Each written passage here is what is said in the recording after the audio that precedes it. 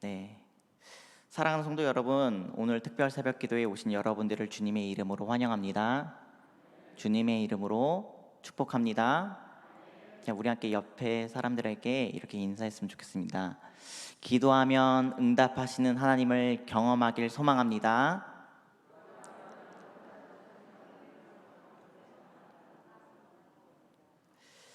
우리는 살아가면서요, 이 많은 위기들을 마주합니다. 그리고 그 위기 속에서요, 일상생활에서는 볼 수 없는 우리의 참 모습을 발견하기도 하는데요.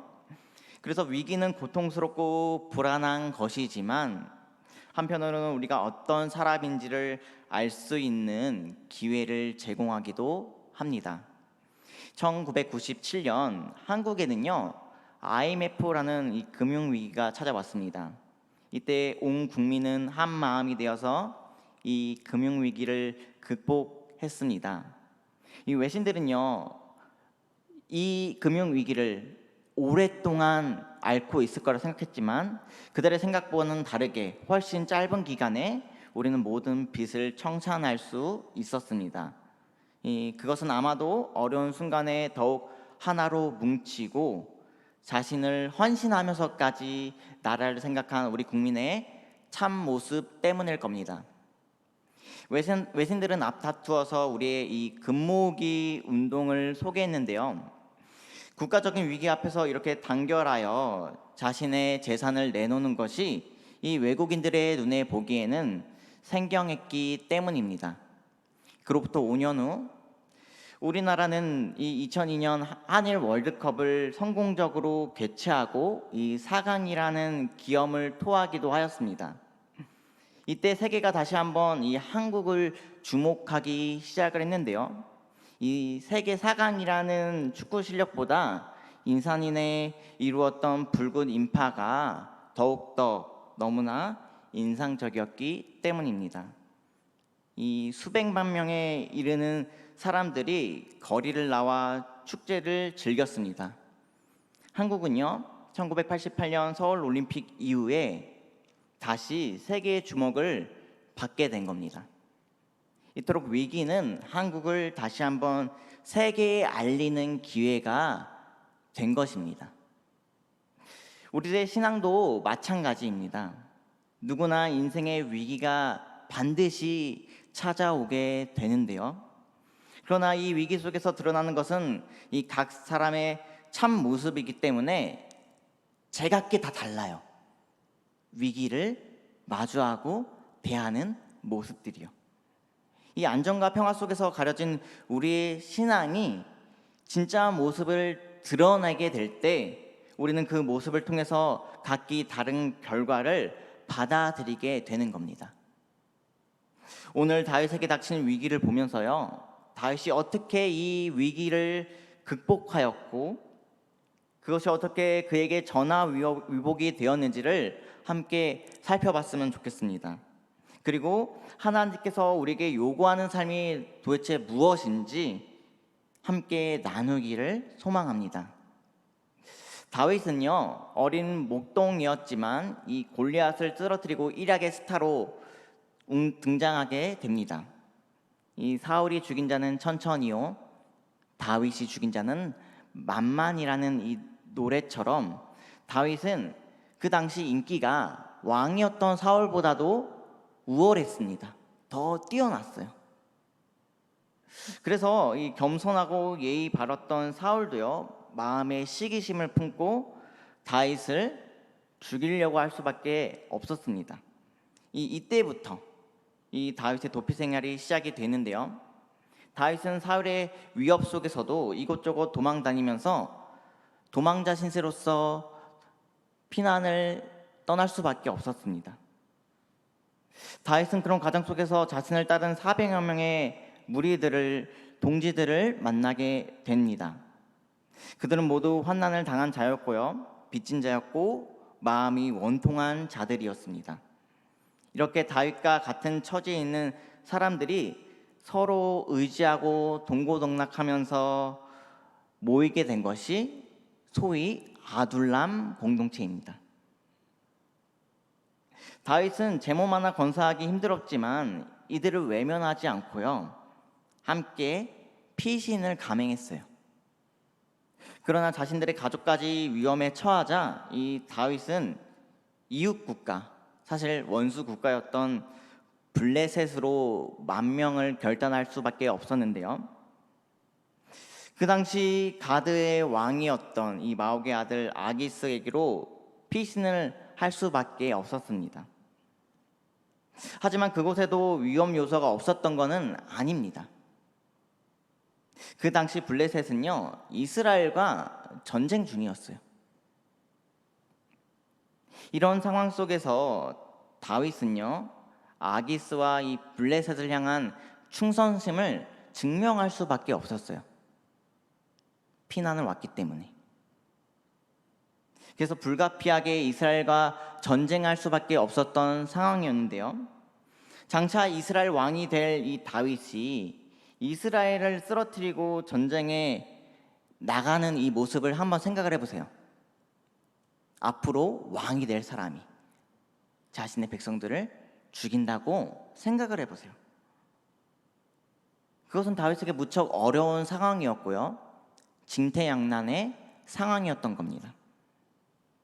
그러나 이 블레셋의 많은 신하들이요, 다윗을 의심하고 그를 신뢰할 수 없었기 때문에 아기스는 이 다윗을 그가 있던 시글락이라는 성읍으로 보낼 수밖에 없었습니다. 이 결과적으로 다윗에게는요, 이 기회였어요. 도움이었고, 이 하나님이 도우신 결과였죠. 그러나 그렇게 산 하나를 힘겹게 넘었지만 이 다윗에게 또다시 한번 더욱더 큰 위기가 찾아오게 됩니다. 그것이 바로 오늘 우리가 읽고 있는 본문인 시그락 탈취 사건입니다. 1절입니다. 다윗은 그 사람들이 사흘 만에 시글락에 이를 때에 아말렉 사람들이 이미 네겝과 시글락을 침노하였는데 그들이 시글락을 쳐서 불사르고, 이 다윗이 전쟁을 참여하기 위해서요, 진짜 잠깐 마을을 비운 사이에 이 아말렉 족속들이 와서 다윗의 마을을 빼앗고 불태운 겁니다. 그들은 이 모든 처자들을 다 사로잡아 가고요, 마을의 모든 기물들과 물건들을 빼앗아 가고 성읍을 불태웠습니다. 간신히 위기에서 벗어났는데, 겨우 간신히 위기에서 벗어났는데 더 큰 위기가 찾아온 거예요. 이 다윗과 함께한 일행은요, 이 다윗과 함께 산전수정을 다 겪은 사람들이었지만 이 자신의 아내와 자식들을 잃은 슬픔만은 이 주체할 수가 없었습니다. 능히 감당할 수가 없었어요. 그들은 울다가 울 기력이 없을 때 이 모든 원망의 화살을 누구에게 돌렸냐면 자신의 군주인, 자신의 우두머리인 다윗에게 돌렸어요. 이 모든 사건이 다윗 때문이다 생각하고 그들은 돌을 치려 하였습니다. 6절입니다. 백성들이 자녀들 때문에 마음이 슬퍼서 다윗을 돌로 치자 하니. 이때 다윗의 마음이 어땠을지 한번 생각해 봤으면 좋겠습니다. 다윗의 마음이 어땠을까요? 자신의 아내들을 잃은 것도 너무나 슬픈데 이 자신과 함께한 동료들이, 남도 아닌 이 동료들이 자신을 죽이려고 하는 겁니다. 깊은 절망감이 다윗에게 찾아오지 않았을까요? 내가 따라오라고 한 것도 아닌데 이 400여 명의 사람들이 자신을 따라오고 자신을 믿고 그렇게 자신을 의지했는데 그 동료들이 나를 죽이려고 해요.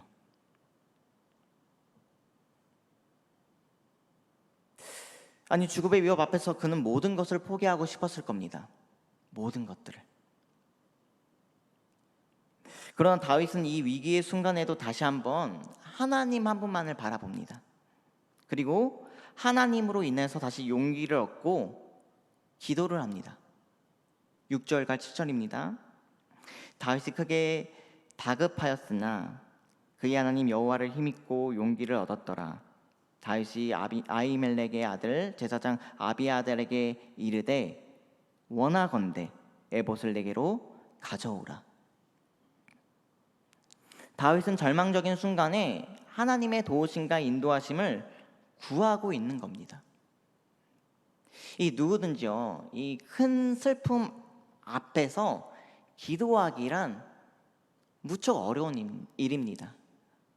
쉽지가 않아요, 사실. 큰 슬픔과 큰 위기를 마주했을 때 기도하기란 쉽지가 않아요. 하지만 절망과 슬픔 속에서 우리가 해야 할 단 한 가지의 일이 있다면 그게 바로 기도입니다. 기도예요. 하나님께 나아가 이 자비와 은혜를 구하는 겁니다. 이 다윗의 영성은요, 위기 속에서 더욱 빛이 났습니다. 이 다윗의 삶이 그래요. 다윗의 삶이 항상 위기 속에서 무릎 꿇고 기도하는 겁니다. 그게 다윗의 영성이에요. 이 모든 사람들이 절망하고 좌절할 때 다윗은 하나님을 향한 믿음을 지키고 그분 앞에 무릎 꿇고 기도를 한 겁니다. 그분의 뜻을 구한 거예요. 깊은 고난 속에서, 깊은 암흑 같은 터널 속에서, 빛 한 줄기도 없는 그 터널 속에서 그는 하나님께 무릎 꿇고 기도를 했어요. 하나님께서는 이런 다윗의 기도에 친절하게 응답해 주시고 이 아말렉을 치게 하시고요, 굉장히 많은 전리품까지 얻게 하셨습니다. 이 다윗은 이 전리품들을 각 장로들에게 보낼 만큼 많이 획득을 했어요. 어마어마한 전리품들을. 결국 이 다윗은요, 이 아말렉과의 전투를 통해서요, 사울이 죽은 후 왕이 되는 이 계기를 만들게 됩니다. 이 아말렉 전투를 통해서요. 전화위복, 곧 위기가 변하여 복이 된 겁니다. 그러나 이것은 그저 우연히 일어난 것이 아니라, 우연히 발생한 것이 아니라 기도함으로 성취할 수 있었던 믿음의 복된 삶인 겁니다. 우리들의 삶에도요, 위기라는 게 반드시 찾아옵니다. 누구 하나 예외 없이 반드시 위기라는 게 찾아와요. 그러나 우리는 다윗처럼 재빠르게 기도하거나 하나님을 찾지 못한다는 것이 문제입니다. 사실 저도 그래요. 저도 위기 앞에서, 큰 슬픔 앞에서 재빠르게 기도하지 못해요. 우리는 우리가 해볼 수 있는 것들을 다 해보려고 합니다. 온갖 노력들을, 온갖 인간적인 방법들을 다 해보려고요. 그리고 모든 것이 다 실패하면 그제야 기도하려고 합니다. 그제야. 그런데요, 그것은 믿음의 기도가 아니에요. 그건 믿음의 기도가 아니에요. 이 믿음의 기도는 모든 일을 능히 하나님께서 다스리시고 통치하시며 해결하신다는 믿음으로 드리는 기도입니다. 모든 것을 하나님께서 능히 하실 수 있다라는 믿음을 가지고 드리는 기도, 이게 믿음의 기도예요. 하나님께서는요, 이 믿음의 기도에 반드시 응답하십니다. 하나님께서는요, 이 믿음의 기도에 반드시 응답하십니다. 이 기도의 응답은요, 우리에게 뜨거운 체험을 낳게 됩니다. 그리고 뜨거운 체험은요, 우리로 하여금 더욱더 하나님만을 의지하고 순종하며 살아가게 하는 원동력을 만들어줍니다. 하나님을 향한 체험도 없고 믿음의 간증도 없을 때요, 우리는 그저 머리로, 그저 이성적인 판단으로, 그냥 머리로 신앙생활을 하는 겁니다. 이 아는 것이 많아서 할 수 있는 말은 많을지 모르지만 정작 위기의 순간이 찾아오게 되면요, 하나님께서 원하시는 순종의 걸음을 내디딜 수가 없는 거예요. 왜요? 기도하면 응답하시는 그 하나님을 체험하지 못했거든요. 그런 체험이 없으니 믿을 수도 없고, 믿을 수 없으니 순종의 걸음도 내디딜 수가 없는 거예요. 하나님을 믿지 못하니까요. 이 아이러니한 것은요, 우리가 오늘 읽고 있는 이 본문의 앞장인 사무엘상 28장에서는요 이 위기에 처한 사울의 모습을 보여줍니다. 그러나 사울의 반응은요, 우리가 지금 보고 있는 다윗과는 사뭇 달랐어요. 그는 하나님께 구하여도 응답을 받지 못하자 신접한 여인을 찾아가 사무엘을 불러옵니다. 그러나 그에게서 들을 수 있었던 내용은요, 하나님의 도움과 구원이 아니라 자신의 죽음뿐이었어요. 그리고 성경은 이런 사울이 왜 하나님께 버림을 받게 되었는지 다음과 같이 설명하고 있는데요, 우리 함께 역대상 10장 13절과 14절 말씀을 읽어보도록 하겠습니다. 함께 읽겠습니다. 시작.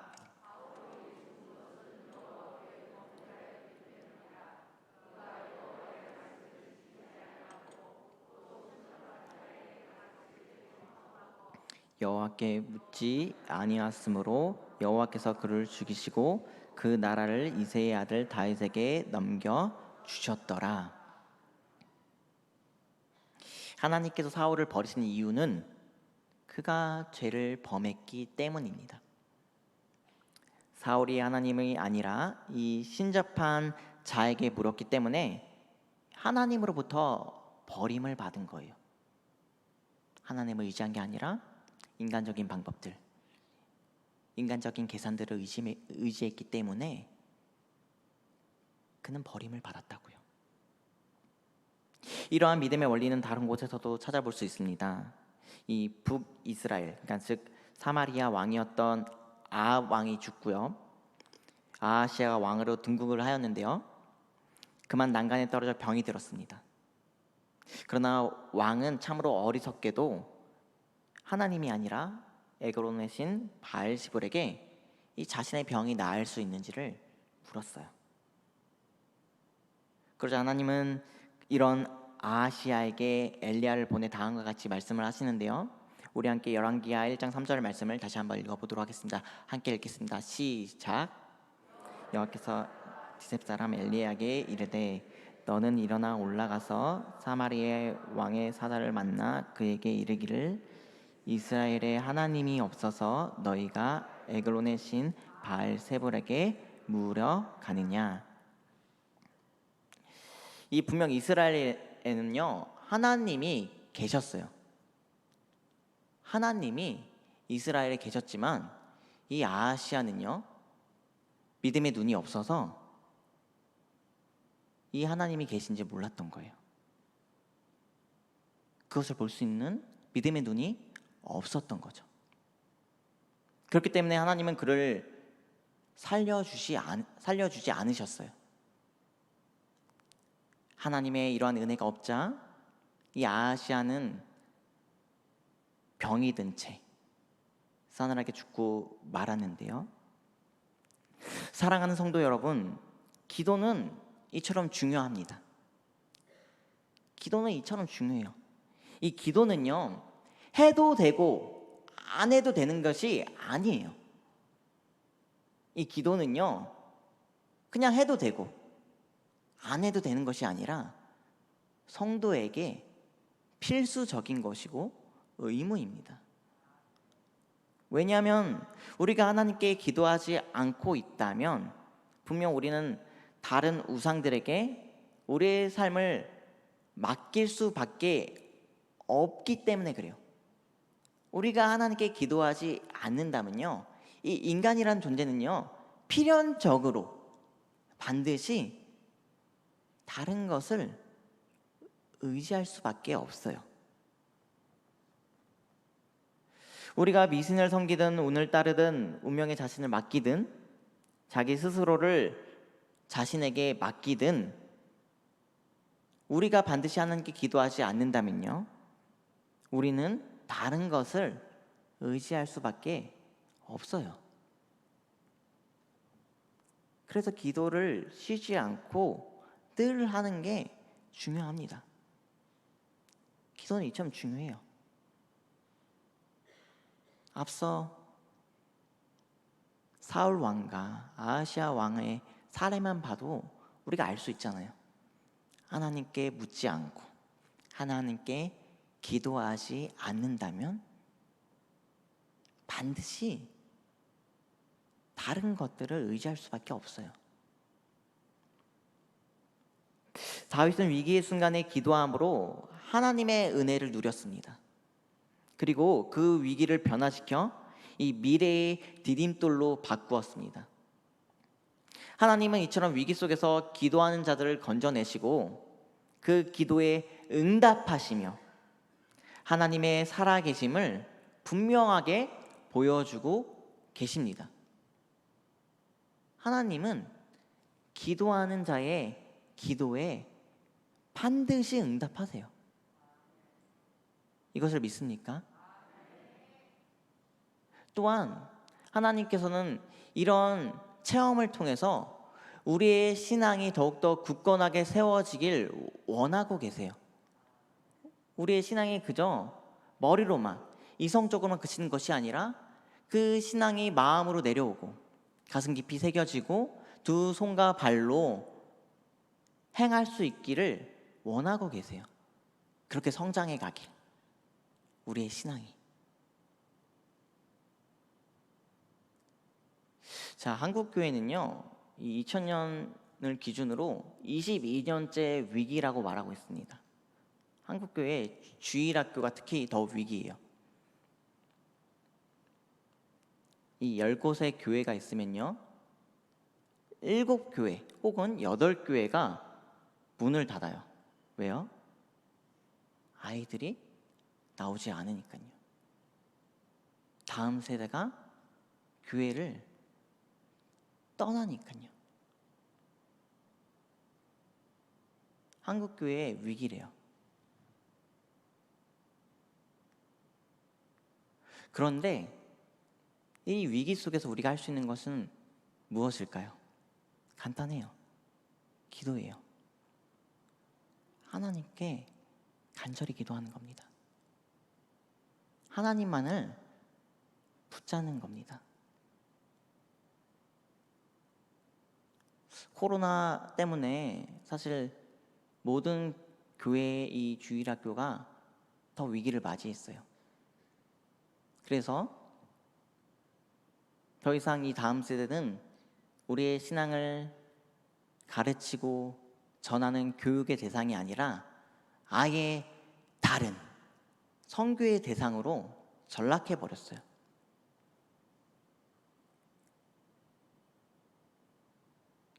교육해야 될 대상이 아니라 아예 다른 세대가 된 거예요.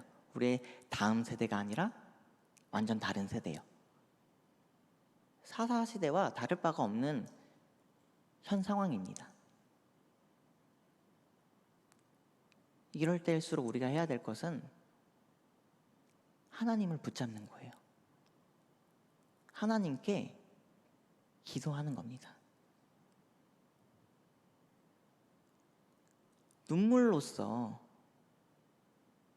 자신의 학생을 위해 기도하는 단 한 명의 교사, 눈물로써 간절히 자신의 자녀를 위해서 기도할 수 있는 단 한 사람의 부모만 있어도 하나님은 그 사람을 통해서 이 다음 세대들을 회복시키실 것입니다.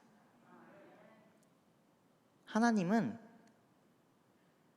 그렇게 기도하는 자를 찾고 계세요. 눈물로써 다음 세대를 기도하는 단 한 사람, 단 한 사람.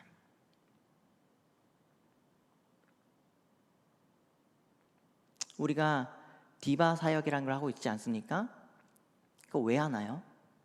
간단해요. 우리의 힘과 능력으로 이 다음 세대들을 하나님께 돌이킬 수 없으니 하나님 이들의 마음을 만져주셔서 이들이 하나님의 사람으로 성장해 갈 수 있도록 은혜를 내려달라고 기도하는 거예요. 우리가 우리의 힘과 능력으로 할 수 없으니까요. 우리의 힘과 능력으로 할 수 없으니까요.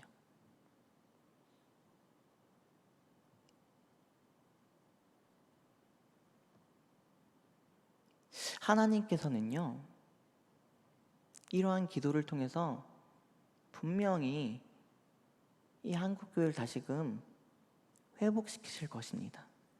전 정말 소망해요. 정말 믿어요. 그런 교사, 그런 부모, 그런 기성세대가 단 한 사람이라도 있다면 하나님께서는 그 사람들을 통해서, 그 사람을 통해서 회복시키실 거예요. 우린 그 사례를 한나를 통해서 볼 수 있잖아요. 어두운 사사시대를 종결시키고 찬란한 다윗 왕국을 이룩했던 결정적인 이유는 눈물로써 자신의 자녀를 양육했던, 믿음의 기도를 드렸던 한나 때문입니다. 이런 한나의 기도를 통해서 사무엘이 자라나 선지자로서 하나님의 왕을 세웠기 때문에, 하나님 나라의 통치자를 세웠기 때문에 사사시대는 끝을 맞이할 수 있었던 겁니다. 따라서 우리는 이 자리에 눈물로써 기도해야 돼요. 정말 간절하게, 정말 간절하게. 하나님, 이 다음 세대들을 불쌍히 여겨달라고요. 하나님을 알지 못하는 이 어린 양들을 하나님 불쌍히 여겨달라고요.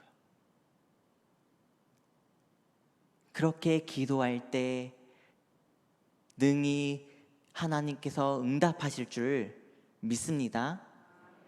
이 시간 다윗과 같이 어려운 위기 속에서도 하나님 한 분만을 붙잡고 기도하며 나아가는 여러분들이 되기를 주님의 이름으로 축원합니다. 다 함께 찬양하도록 하겠습니다.